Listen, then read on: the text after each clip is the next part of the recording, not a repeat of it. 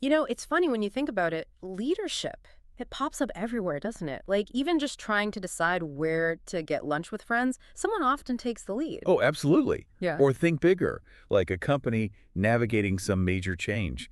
It's fundamental to how groups work. Exactly. And that's what we're doing today on the deep dive. We're taking a close look at leadership, really digging into some academic takes on it. Right. We've got some interesting source material, and the plan is to really pull out the core stuff. What is it? Why does it matter? What makes a good leader? That kind of thing. To give you a clear, concise understanding, yeah, not just theory, but the practical essence. Precisely. Extracting those key insights. Okay, so let's start with the big question. What is leadership? Our sources actually give three distinct definitions, which is interesting in itself. It is. They come at it from slightly different angles. So the first one describes leadership as, let me get this right, the process of influencing the behavior and work of others in group effort towards the realization of specified goals in a given situation. hmm Bit formal, but you see the key words there. Process, influencing behavior, group effort, goals, situation. Yeah, the process part stands out. It's not just a title, it's something ongoing. And it's about getting a group somewhere specific. Right. And that given situation bit is crucial too. It implies context matters, doesn't it? Definitely. Okay, definition number two.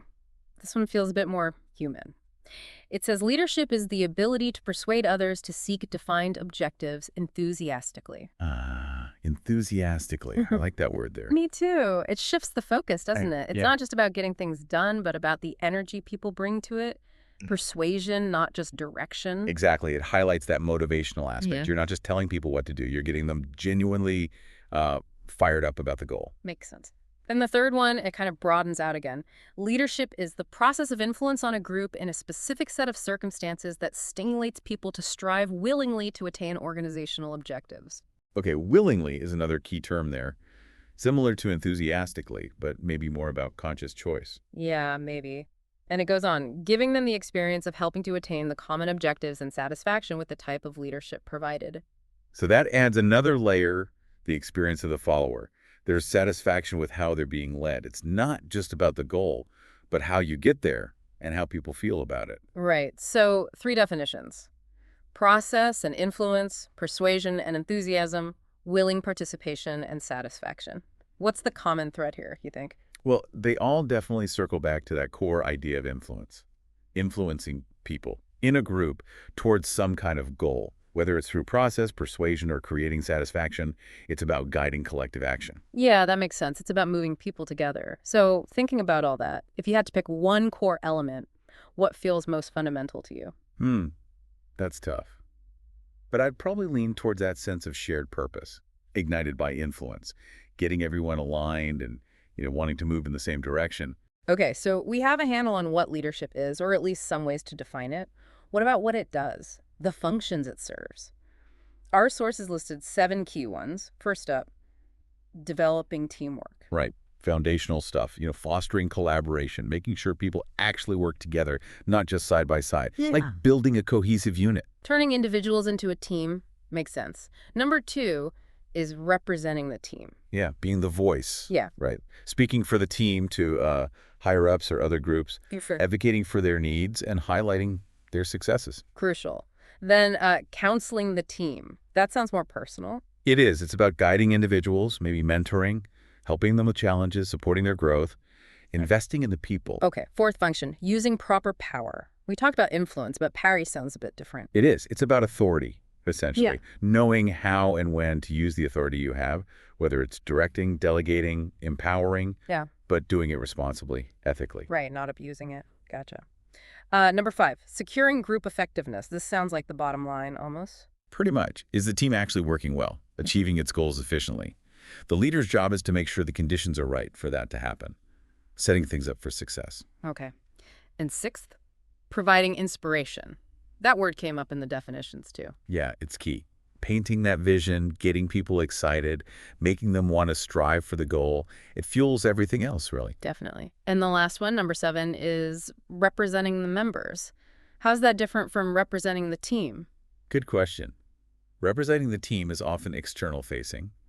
Representing the members feels more internal, understanding individual concerns, needs, perspectives within the group, and advocating for them. being tuned in to the individuals. Ah, okay. So team externally, members internally. Got it. 7 functions. If you had to pick one that has the biggest knock-on effect, which would it be? Hmm. I think I'd have to go with developing teamwork. If the team isn't cohesive, if they don't trust each other or communicate well, then inspiration falls flat, using power feels wrong, effectiveness suffers. It all starts there, I think. Yeah, I can see that. A strong team makes everything else easier. Okay, so we know what it is, what it does. Why does leadership matter so much? The material gives 8 reasons. First, again, providing inspiration. Can't overstate that one. It's the spark. Keeps people engaged and motivated, especially through tough times. Second, securing cooperation. Getting everyone pulling in the same direction. Absolutely. Without a leader actively fostering that, you get silos, duplicated work, conflict, Oh, basically chaos. right. Third, creation of confidence, both in the leader and in the team itself. Yes, exactly.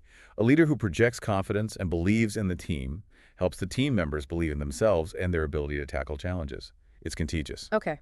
Fourth reason, providing a conducive environment. Setting the stage, you could say. Yeah, creating a space where people feel safe, supported, have the resources they need, know what's expected, just making it a good place to work effectively. Makes sense. Fifth is implementing change. Always a tricky one. And leadership is critical there. Communicating the why, guiding people through the uncertainty, managing resistance, helping the team adapt. Yeah, change needs good leadership. Sixth, maintaining discipline among members. Sounds a bit strict. Well, maybe not discipline in a punitive sense, but more about maintaining standards, ensuring accountability, fairness, clear expectations for behavior and performance, keeping things professional and productive. Okay, that makes more sense. Seventh, we see representing the members again. Reinforce that point about advocating for individuals, making sure their needs and concerns are heard, builds trust and loyalty. And the eighth reason is goal setting, providing that clarity and direction. Yep, defining what success looks like, making sure everyone understands the targets, and ensuring the goals are, actually achievable and relevant. Focus. That's a solid list. Can you think of a time maybe where you really saw the absence of one of these things, like where poor leadership really hurt? Oh, definitely. I was on a project once where there was basically zero confidence coming from the leader. They seemed unsure, always second-guessing, and that uncertainty just spread through the whole team. People stopped taking initiative because they felt like any decision might be wrong. Lack of confidence was crippling. Wow, yeah. You can see how that would happen. Okay, so what about the skills leaders need to do all this? The source highlights 4 main ones. First, visionary skills. Being able to see the big picture, right? Thinking strategically, looking ahead, articulating where the team or organization needs to go, painting that future state. Got it. Second, communication skills. Seems pretty obvious, but crucial. Absolutely fundamental. Clearly explaining ideas, listening actively, that's huge, giving feedback constructively, fostering open dialogue. It's the bedrock of interaction. Couldn't agree more. Third is sensitivity skills. What does that mean exactly? It's really about empathy, isn't it? Understanding people's feelings, their perspectives, their needs, and responding appropriately. Building rapport, basically. Being attuned to the human element. So emotional intelligence plays a big part there. Definitely. And that links to the fourth skill, self-awareness skills. Knowing yourself. Strengths, weaknesses, how you come across. Precisely. Understanding your own biases, your emotional triggers, your impact on others. If you don't know yourself, it's really hard to lead others effectively or build genuine trust. That makes total sense. So visionary, communication, sensitivity, self-awareness. Which one feels like the starting point? The one you really need before the others can work well? You could make a case for communication, but I think I agree with you. Self-awareness feels foundational. Understanding yourself allows you to communicate more authentically, be more genuinely sensitive, and even shape a vision that resonates because it comes from a place of clarity. Yeah, I think so too. Okay, let's shift from skills to qualities. What traits tend to show up in good leaders? Our source lists 9. First one, intelligence.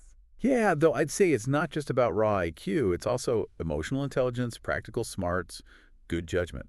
Right, broader than just book smarts. Second is physical features. This one feels a bit dated. It does, yeah. Yeah. Historically, maybe there were biases, but today we understand effective leadership isn't tied to appearance.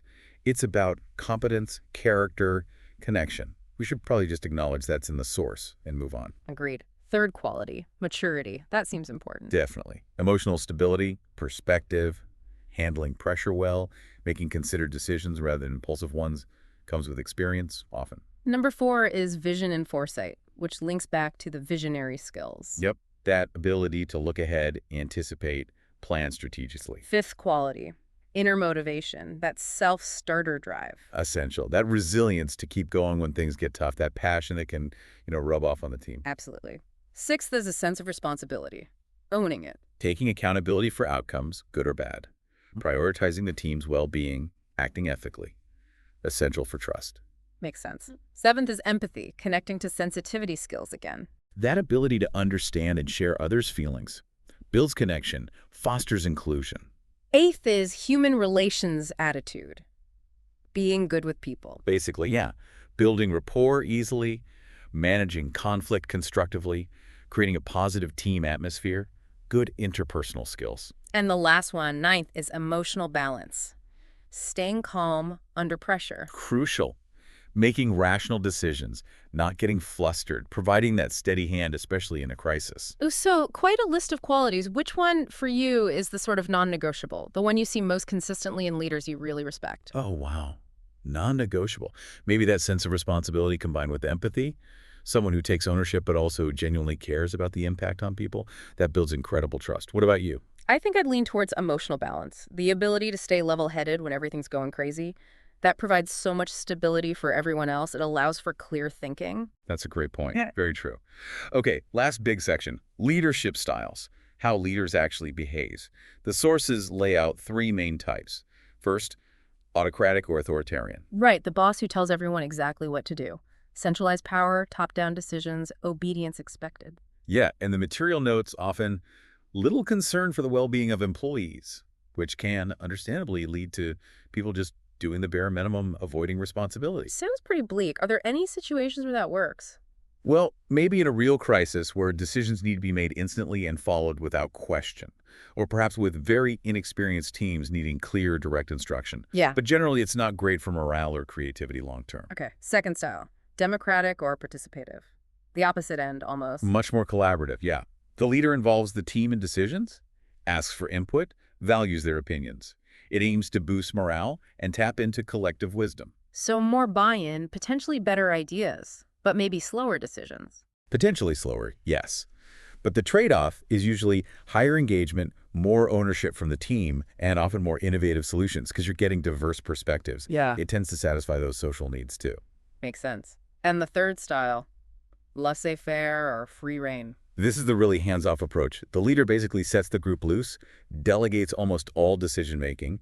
They might provide resources, but they step back. A passive observer, unless there's a crisis. So total trust in the team to manage themselves. Pretty much. It can work brilliantly with highly skilled, highly motivated, experienced teams who don't need much supervision. But if the team isn't ready for it. yeah, it can lead to chaos. Lack of direction, confusion, maybe infighting, unclear goals. It requires a specific kind of team and context to be effective. So it really depends. Have you seen these play out, like clear examples of each? Oh, for sure. I've worked under classic democratic leaders where you felt really involved, and also under someone who was pretty autocratic, which felt efficient, but not very empowering. The laissez-faire one is rarer, I think, in its pure form, but you see elements of it. Yeah, me too. It really highlights that there isn't just one right way to lead, does it? Not at all. Yeah. It's so context dependent.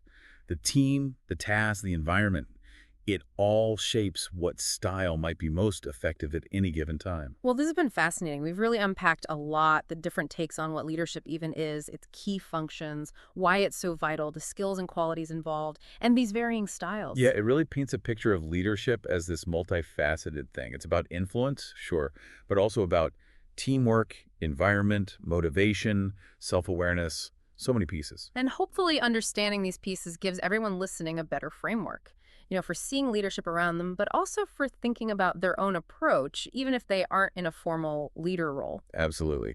These concepts apply in almost any group setting. So thinking about everything we've discussed, the definitions, functions, importance, skills, qualities, styles, here's a final thought to chew on. What single aspect, if you had to pick just one, do you believe has the most profound impact on whether a team truly succeeds or fails? And why that one? Something to reflect on from your own experience.